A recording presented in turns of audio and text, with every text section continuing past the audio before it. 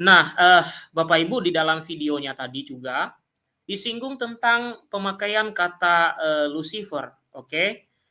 Saya coba tampilkan, yang tampil kok ini ya? Oke, baik. Ini, jadi kita akan bahas mengenai penyebutan kata Lucifer dalam ini biasanya di dalam perayaan Paskah, di malam Paskah, ketika ada baca ini, ada nyanyian malam Paskah itu ya, mmm di mana nyanyian itu dalam bahasa Latin itu disebut kata Lucifer.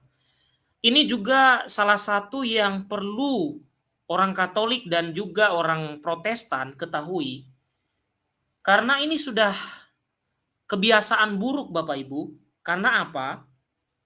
Mengartikan Lucifer itu sebagai nama dan mengartikan Lucifer itu sebagai setan, nama setan gitu kira-kira. Mereka tidak tahu bahwa kata Lucifer tidak ada dalam bahasa Ibrani.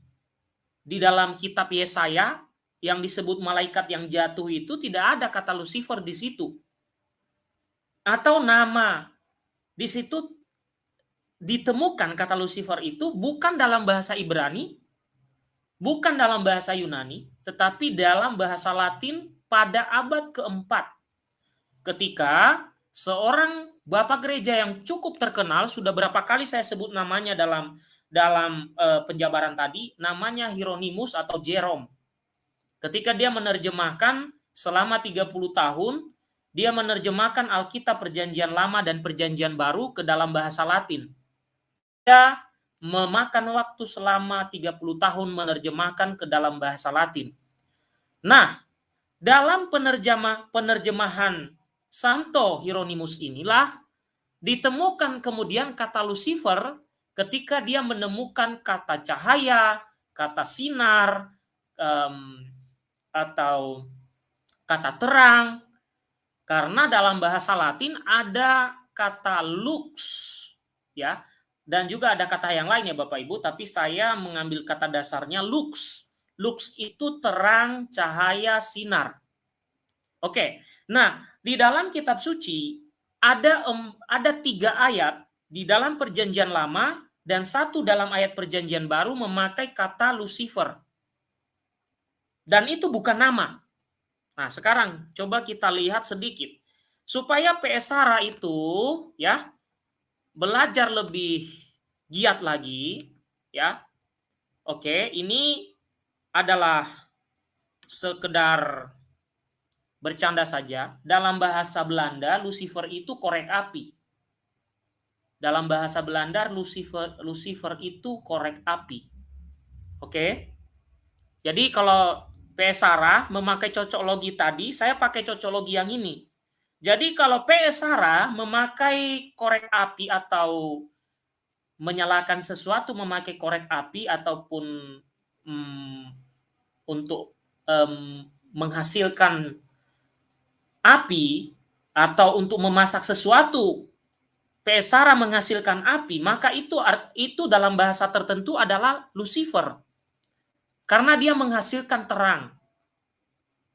Nah, jadi maka di situ saya kasih lelucon. Lucifer adalah korek api dalam bahasa Belanda. Apakah Katolik menyembah Lucifer dalam konteks bahasa Belanda? Atau dalam konteks mana yang Anda bahas, PS Sarah? Punyalah wawasan seluas jagat raya ini Bapak Ibu. Jadi kita tidak dibodohi, tidak mati konyol. Ya, punyalah wawasan sebesar jagat raya ini. Artinya apa? Jangan batasi pemahaman Anda dalam satu kotak yang kecil, ruang kecil. Coba lebih luas. Sampai saya mencari tahu seperti ini Bapak Ibu. Dalam bahasa-bahasa lain ada nggak sih yang menyebut Lucifer dalam pengertian lain? Ternyata saya temukan. Ya. Nah, sekarang kita masuk kepada kontennya. Nah, kontennya seperti ini, Bapak Ibu. Dasar penuduh-penuduh konyol-konyol itu, PS Sarah itu adalah ini. Dasarnya adalah mereka salah paham ya terhadap iman Katolik karena mereka memang agak sedikit bego terhadap bahasa Latin. Mohon maaf nih, saya harus ngomong aja. Daripada saya halus-halus tapi nggak menusuk hati kan susah. Agak sedikit bego terhadap bahasa Latin memang. Jangankan bahasa Latin, bahasa Yunani juga kadang-kadang lebih bego lagi. Ya, meskipun sudah STH, sarjana teologi dan lain-lain, apalagi PS Sarah, juga nggak tahu bahasa Latin. Padahal bahasa kitab suci itu, kalau kita baca tulisan di atas tulisan salib Yesus, ditulis dalam 3 bahasa, Ibrani, Yunani, Latin. Tapi mereka seolah-olah menjelek-jelekan ini bahasa Latin ini, ciri khas Katolik kata mereka. Bukan hanya ciri khas Katolik. Itu justru ciri khas kekristenan. Selain bahasa Yunani, selain bahasa Ibrani, bahasa Latin. Buktinya apa? Yang dipaku di atas kepala Yesus itu ada bahasa Latin. Baca aja kitab suci, ada. Dan tertulis di atas kepalanya dalam 3 bahasa, yaitu Ibrani, Yunani, Latin. Kalau Anda kemudian menghina, itu ciri khasnya orang Katolik itu Latin itu, bahasa Latin itu. Itulah, maka saya katakan Anda sedikit bodoh dengan bahasa itu. Sehingga kebanyakan mereka salah paham dengan bahasa-bahasa asing itu.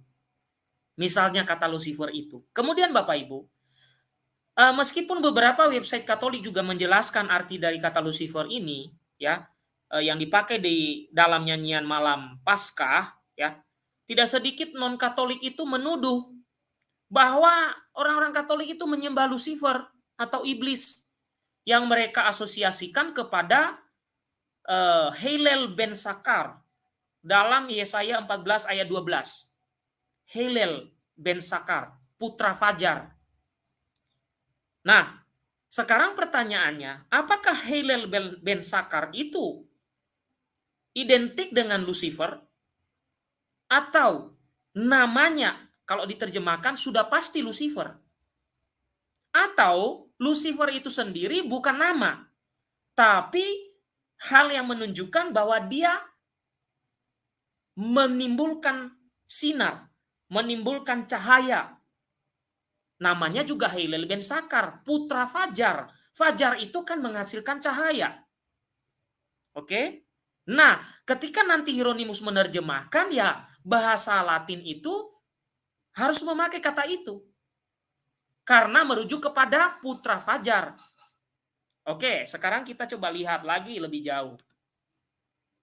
Nah, Bapak Ibu, tuduhan-tuduhan semacam ini sih sebenarnya ya cukup kita bernapas panjang dan merasa sedih sedikit ya. Oke, Bapak Ibu, seperti tadi saya sudah beritahu, di situ ya perlu kita ketahui bahwa kata Lucifer itu dipakai oleh Santo Hieronymus pada abad keempat pada 3 ayat Ibrani dalam Perjanjian Lama dan 1 dalam ayat Yunani atau Perjanjian Baru. Nah, 4 ayat itu berasal dari Yesaya 14 ayat 12, yaitu morning star atau bintang timur. Kemudian dalam Ayub 11 ayat 17, day star atau pagi hari, ya. Kemudian dalam Ayub 38 ayat 32, yaitu Mazaros, day star atau bintang atau biduk, ya. Dan kemudian dalam Perjanjian Baru dalam 2 Petrus ayat 1 sampai 19. Dalam bahasa Latin itu dipakai semua kata Lucifer. Nah, maka penting di sini kita tahu itu nama atau bukan. Itu maksudnya apa? Konteksnya apa? Tidak hanya asal ngomong seperti PS Sarah. Ya. Tidak segampang dan semudah itu memahami ajaran Gereja Katolik. Memahami ajaran para rasul. Sangat rumit Bapak Ibu. Semakin Anda belajar, semakin Anda tahu bahwa Anda tidak tahu apa-apa. Nah, kemudian Bapak Ibu, kita lanjutkan bagian selanjutnya. Oke, ini salah buka ini ya. Oke. Baik, ini ada 4 ya Bapak Ibu ya. Ada 3 Perjanjian Lama, ada di Ayub 2 ya, 2 dalam ayat kitab Ayub, 1 dalam kitab Yesaya dan 1 dalam Perjanjian Baru. Nah, Dalam perjanjian baru kita coba lihat. Oke. Dan juga dalam Yesaya. Coba saya agak Oke, baik, supaya agak kelihatan. Nah, di dalam perjanjian baru terjemahan Santo Hieronymus 2 Petrus ayat 1 ayat 19, di situ et habernus ya, et habemus firmiorem propheticum sermonem qui bene facitis attendentes quasi lucernae lucenti in luca liginoso loco donec dies in lucesat et Lucifer oriatur in cordibus vestris. Kalau saya salah, mohon maaf Bapak Ibu, saya bukan ahli bahasa Latin, tapi saya orang yang masih belajar. Nah, ini terjemahan Santo Hieronymus abad keempat, di mana ada kata Lucifer. Sekarang Bapak Ibu, kalau Anda ada kitab suci di dekat situ, coba kita buka ya, sebentar. Di mana kok bisa muncul kata Lucifer? Sebenarnya dari kata apa itu? Oke. Mungkin saya akan buka saja di sini ya ayatnya. Bapak Ibu yang ada di sini harap bersabar untuk kita mengetahui ini lebih jauh ya. Nah, kok bisa muncul kata Lucifer dalam terjemahan bahasa Indonesia? Kira-kira kata-kata itu dari mana ya? Itu ya, kira-kira begitu. Nah, saya akan buka sebentar. Oke, ya. Saya akan ambil dari ya supaya nanti tidak dikatakan ini dikarang-karang oleh DGS Official, tapi saya ambil dari terjemahan yang sudah ada di Google saja. Mari kita lihat apa sih dan di situ mengatakan apa sih di Petrus itu ya, di 2 Petrus ya. 2 Petrus 1 ayat 19 itu mengatakan apa ketika kata Lucifer. Oke. Apakah nanti PS Sarah berani mengatakan kepada saya bahwa Lucifer yang dimaksud dalam terjemahan bahasa Latin itu adalah setan? Kalau PS Sarah berani, silakan katakan kepada saya, silakan beritahu saya. Kalau Anda berani mengatakan bahwa yang dimaksud Lucifer di situ dalam bahasa Latin adalah setan, saya ingin mendengar ya. Oke, saya coba tampilkan. Oke, we also have the ini bahasa Inggris yang muncul ya. Oke, karena saya tulis Peter di sini ternyata. Oke. Baik. Sekarang sudah Bapak Ibu. Mari kita lihat. Saya stop dulu bagian ini. Kita lihat. Ini ngomong apa sih tentang 2 Petrus ini? Ya, memang begini cara untuk kita mempelajari tentang makna dari kata Lucifer itu sendiri. Mari kita lihat 2 Petrus 1 ayat 19. Terjemahannya seperti apa sih? Oke, saya bacakan Bapak Ibu. Dengan demikian kami makin diteguhkan oleh firman yang telah disampaikan oleh para nabi. Alangkah baiknya kalau kamu memperhatikannya sama seperti memperhatikan pelita yang bercahaya di tempat yang gelap sampai fajar menyingsing dan bintang timur terbit bersinar di dalam hatimu. Ternyata, Bapak Ibu, ini bisa saja saya salah, tapi kurang lebih kenapa muncul kata Lucifer? Ada kata sinar. Karena dalam bahasa Latin kata dasarnya lux. Bintang timur terbit bersinar. Disitulah alasannya kenapa muncul kata Lucifer.